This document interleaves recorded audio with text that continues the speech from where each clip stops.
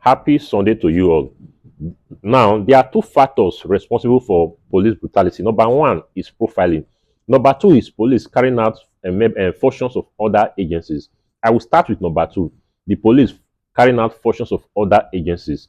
Before now, the police force can investigate any type of crime in Nigeria.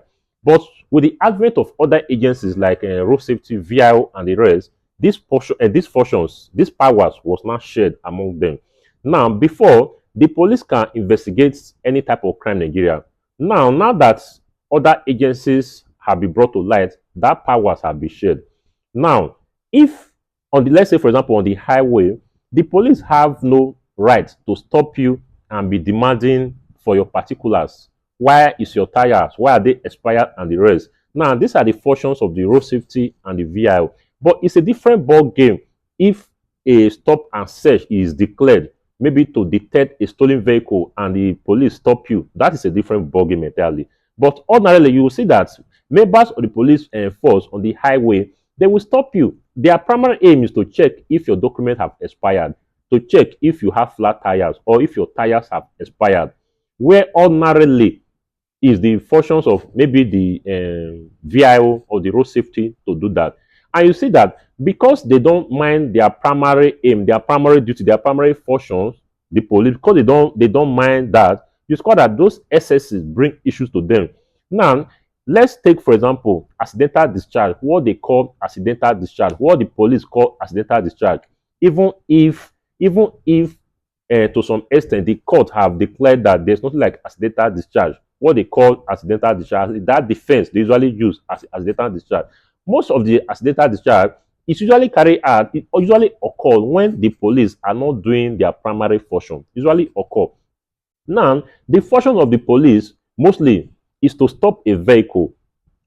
In fact, inspect the vehicle to be sure there's no the police and the vehicle is not carrying any incriminating items. The vehicle is not carrying weapons. That's the functions of the police. You understand? To check that, oh, I hope anybody is not kidnapped in the vehicle. I hope all members are safe. That is the function of the police. That is just it. Now, the moment the police transcend more than that, go further and be asking the driver, where's your driving license? The police is not responsible for driving license. That is the function of the road safety, not the police. The moment they start doing that, you know that they are going ultra-virus. They are going outside their scope. And then because of that, it's quite that because the police have laid their hands in excess, they have gone beyond their power, they usually get issue trouble. You understand? They usually get trouble from there. Now, the second one is profiling. Now, you discover that in this present day Nigeria, it is possible for somebody to put on rags, walk on the street of Nigeria, bear arms, and you will walk successfully. Nobody will talk to you. But the moment they see you, this is common among the members of the police force. The moment they see you, you are carrying on dreadlocks. You are dressed or you are carrying flashy car. They will stop you and intend to investigate you. Who told them? I wonder who told them that poverty is associated with young Nigerians. I'm not trying to say all young Nigerians who carry flashy cars shouldn't be investigated. No, but it's very wrong where search and stop is not declared. There's no investigation. It's very wrong for a policeman to stop a young Nigerian on the highway because he's carrying or he's driving a flashy car and start inquiring, how did you buy the car? What is your business? What is your business? If there's any challenge, we have agencies, responsible for that. For example, the EFCC. In a safe country, the EFCC can investigate you, can follow you for 5 years, 10 years before they track you. How? The EFCC is supposed to work with bank officials or banks in Nigeria. For example, if there's inflow and outflow of cash, in the bank, that and they suspect you that you don't have a reasonable source of income, how are you making those money? Is it from kidnapping and the rest? So the bank is supposed to liaise with EFCC, not the duty of the police to stop you on the highway and be telling you, demanding, tell me the history of your wealth. Tell me the history of your wealth, as the case may be. And if the victim, yes, refuse to comply, before you know, they will start firing. Before you know, they will start brutalizing the citizen. That's not the function of the police at all.